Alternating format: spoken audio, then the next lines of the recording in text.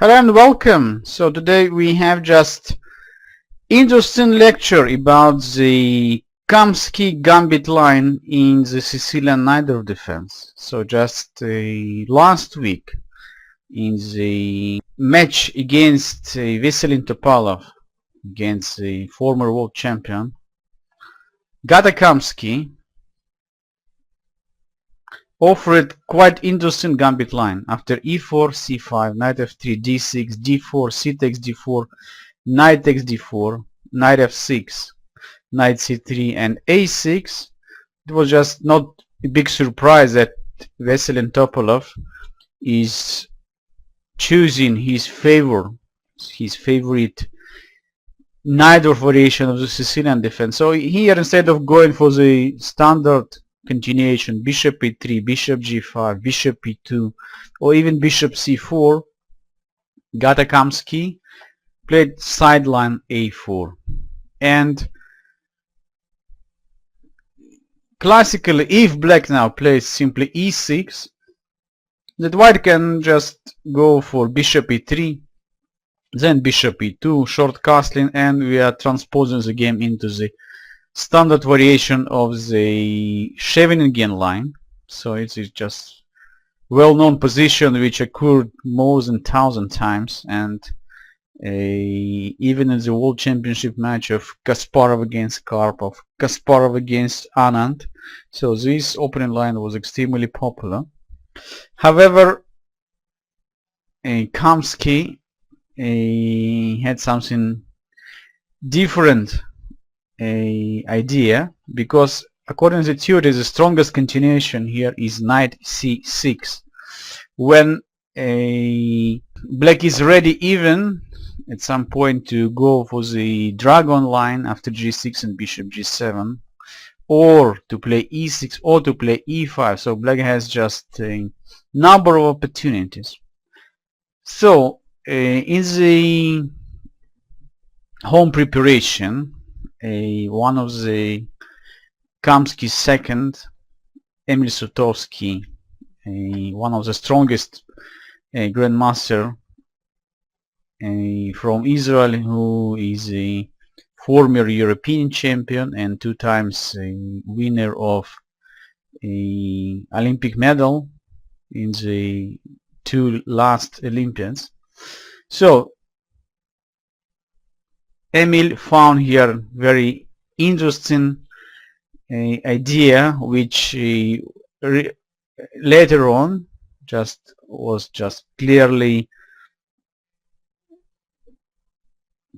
Kamsky's team deeply analyzed. So this is idea a4, a5, and this is a move which Gata Kamsky used in his first game of the match against Veselin Topalov, which just finished a week ago. So after a4 and a5, white just sacrificed the pawn for nothing, looks like. So this idea is so unusual and so creative that I even never found even a single game for this line. So black has not so nice choice. The problem of a4, a5 moves that if you play now a6 after bishop e3 or knight takes c6, which was played by Gata Kamsky, so white has already the pawn on a5, which gives him additional opportunity to control the b6 square. So to this b6 square also could arrive also knight from a4 to b6, also bishop from a3 to b6. At the same time, white is continuing normally here after bishop d3 and short castling. However, the big question, of course, we have to ask, so why Topalov, after the long and deep consideration, decided to avoid accepting of this pawn sacrifice? He doesn't like to play knight takes a5 because Kamsky prepared here the move knight e5, sacrificing one more pawn. So it's not so easy to discover what exactly going on after knight takes e4, because black now 2 pawns up and he has no clear weaknesses. Yeah, white's knight on d5 and d4 really brilliantly posed into the center, and as we know, the control over the center square is one of the most important position factors in the chess game.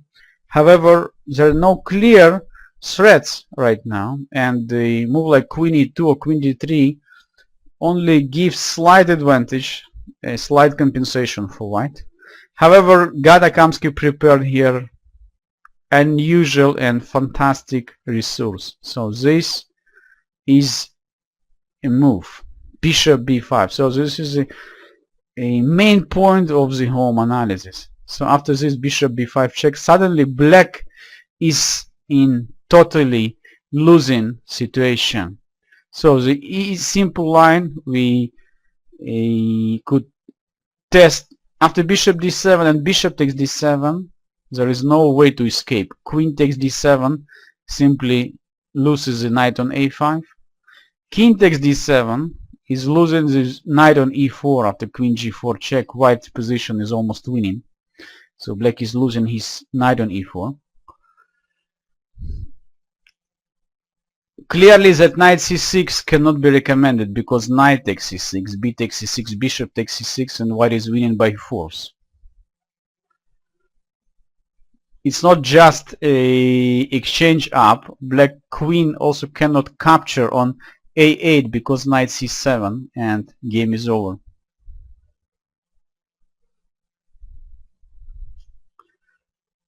So with no better choice, black has to accept this sacrifice, and knight takes b5. New problem. The black's position is extremely cramped, and white is intending just to play knight c7, which knight you can decide later, knight b to c7 or knight d to c7, check, and then knight takes a8, so capturing the rook. How black could stop this idea? So clear that e6, knight c7 check, and knight takes a8. There is no way to escape. Black's position is totally lost. King d7 clearly cannot be the solution for the problem, since white again plays queen g4. Rook a6 is some kind of the way to solve the situation, but after knight c7 check and knight takes a6,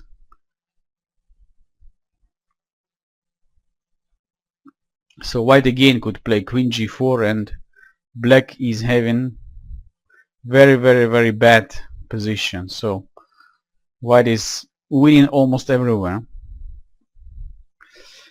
So knight takes e4 clearly cannot be recommended. So this idea of sacrificing the pawn on e4, I studied already at a very young age, when being just with 10 or 11 years old.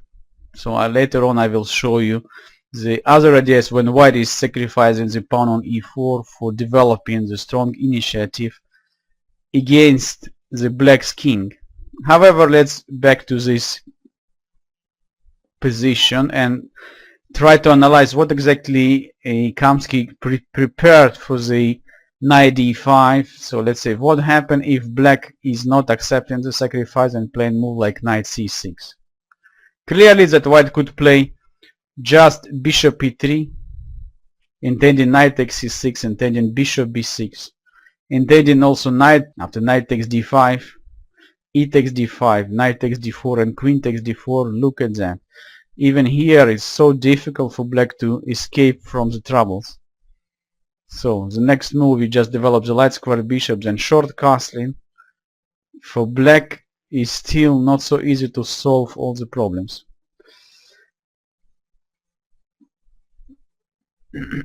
So if black captures immediately on d5, after e takes d5, what about this knight on a5? So white is just simply threatening to attack after b4 and to win this knight. So it's no question, huge compensation. Maybe the best chance for black was to play in this position e6. And after knight takes f6 check, g takes is necessary. Otherwise knight on a5 is hanging. And here white has plenty of good opportunities. So he can immediately play queen h5. He can immediately play queen f3.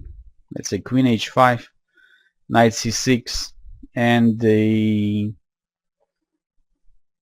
even position after knight takes c6, b takes c6, and then bishop d3, and next move short castling. Keeps very unpleasant situation for black. So he doesn't have good square for king, so not so clear where to castle king. White's rook from the a file could be also almost immediately lift to the king side after rook a3, and then bishop goes out and rook g3 on rook h3. So just a few opportunities. Clear for me that Kamsky studied this line quite seriously, and probably they found here even better opportunities than queen h5. So we also could consider move like bishop d2. We can also consider move like c4. So everywhere white is having a more or less a quite playable and interesting compensation for a pawn. Okay, let's back to the game. I would like just to go quite fast what exactly happened. So after Topalov decided to avoid all these sharp variations, so he played just simply e6, and I would say that from the practical point of view it's probably the best decision. So what's the point to check the home analysis of your opponent who prepared this line for many hours when you have just only maybe 10 or 20 minutes just to consider serious thinking in such a situation. So that's why on the grandmaster level we usually say this is very interesting novelty, but it leads only to the slight advantage for white after black decided not to accept the sacrifice and not to accept the gambit line. But after knight takes c6, b takes c6, and bishop d3, so black already could try to play for the center after d5, but in such position after short castling, bishop e7 and queen e2, white always slightly better. So let's back to the original game. Black answered bishop e7, short castling, and instead of d5, Gata Kamsky decided to play c5. Bishop f4, queen c7, queen e2, and the threat e4, e5 is extremely unpleasant. So I could tell you that Gata Kamsky achieved quite a nice position with slight advantage for the long while and press here for a while. However, Topalov found the way how to create the counterplay. So let's look at that. Bishop b7, e4, e5. So now if d takes e5, bishop takes e5, white's pawn structure on the queen side much better, while black has to solve the problem of the weakness on a6, on c5, queen c6. So Veselin Topalov always is playing quite aggressively, so trying to use the tactics for solving the positional problems. f3, knight h5, bishop d2, and once again strong move. Clearly that how to stop g4, so black decides to play c4. Bishop takes c4 and d takes e5. b3, so it was important to protect the bishop on c4. Rook d8. So later on I saw also that The better recommendation for white was maybe to start with bishop b3 with idea bishop a4 and force black after short castling to sacrifice a pawn. However, Kamsky played b3, rook d8. So all the time black is trying to use dynamic tactical opportunities. So queen takes e5 could be met by rook takes d2, not immediately but after queen c5 check, let's say. Queen takes c5, bishop takes c5, and unfortunately bishop on d2 is hanging.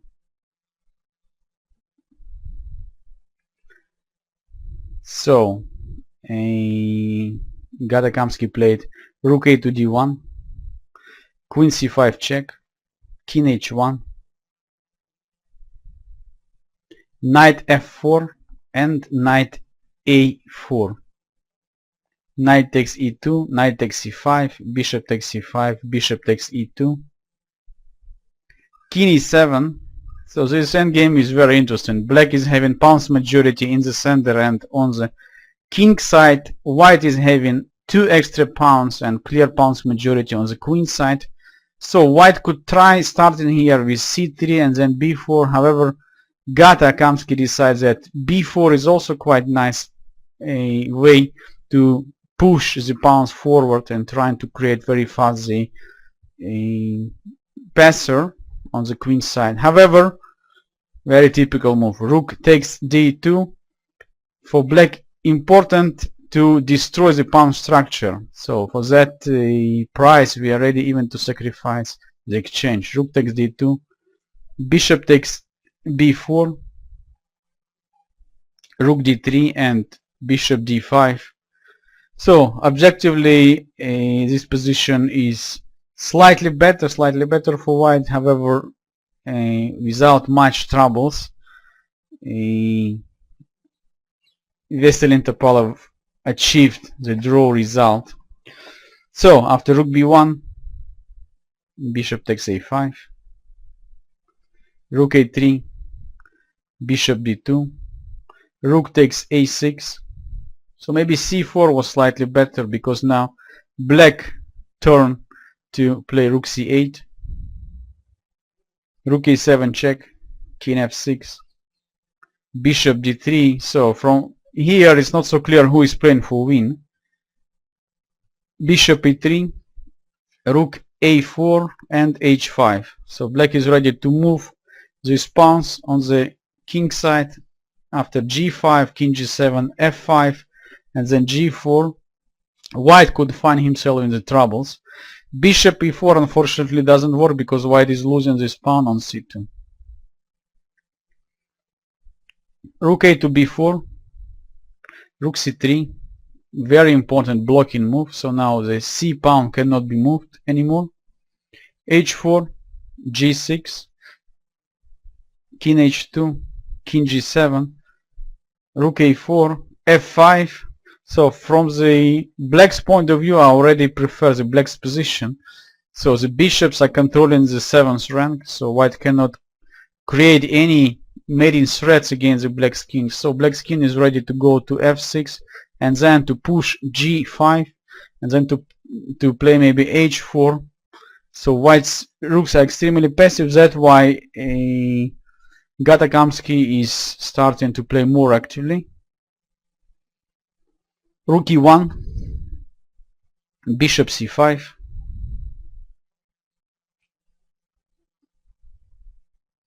rook e2, king f6. So it was not possible to capture on e5, of course, because after bishop d6 the rook is pinned. Rook e1, bishop f2, rook e2, bishop c5, and the players agreed to a draw since black cannot improve so much the position after e4, and the Topalov didn't like to play g5 because he didn't probably after g5, h take g5 and king take g5 already now white could capture on e5 the pawn because bishop d6 could be met by f4 checkmate. So very interesting opening line and quite nice pawn sacrifice, which I would like to call the Kamsky Gambit line. So I don't know exactly if this idea was discovered by Gata Kamsky second, Emil Sutovsky, or Andrei Volokitin. However, clearly that since Gata Kamsky first used this idea, we have all rights to call this line Kamsky's Gambit. Just to have a additional overview about the white sacrifice in the Sicilian opening, I would like to show you one more interesting line when white is sacrificing e4 pawn in the different Sicilian line. e4, c5, knight f3, d6, d4, c takes d4, knight takes d4, knight f6. So here, when I was quite a young player, my coach showed me interesting variation. So instead of playing knight c3, white could immediately try playing bishop b5 check, and after bishop d7 to play short castling, sacrificing the pawn on e4. So analysis shows that after knight takes e4 and rook e1, it's not so easy for black to complete the development. The main point of the sacrifice that after knight f6 and bishop g5 is still black is having a lot of problems how to complete his pieces development. So white is intending to play knight c3 and knight e5. He's also intending to play bishop takes f6. In some variations, white even could find the way how to create quite strong threats. Let's say move like a6, bishop takes d7, knight b d7, knight f5 just definitely cannot be recommended for black. The d6 pawn just cannot be protected anymore, and white is gaining the material back, keeping quite clear positional advantage. So after knight takes d6 or queen takes d6. When I start to play this line with white, won a few nice games. One of the games continue here, knight b d7, and after short castling, one of my opponent decided to capture this pawn on e4. Rook e1, and again after knight f6 and knight f5, he found himself in very difficult situation. So in some other line, instead of playing knight takes e4 immediately, g6 was played, and here white clearly could play knight c3. However, why not to play one more move, c4? Knight takes e4 only now, rook e1, knight f6, and bishop f4. So white is intending to capture the pawn on d6. e5 could be met even by sacrifice after bishop takes e5, or positional move like bishop g5. Bishop g7 clearly cannot be recommended because bishop takes d6. My opponent played a6, and this was a very serious mistake. Why? Because white played bishop takes d6, sacrificing the piece very similar to what we studied now from the Kamsky line, Kamsky Gambit line. A takes b5, knight takes b5, and only here my opponent realized that he just cannot survive this position.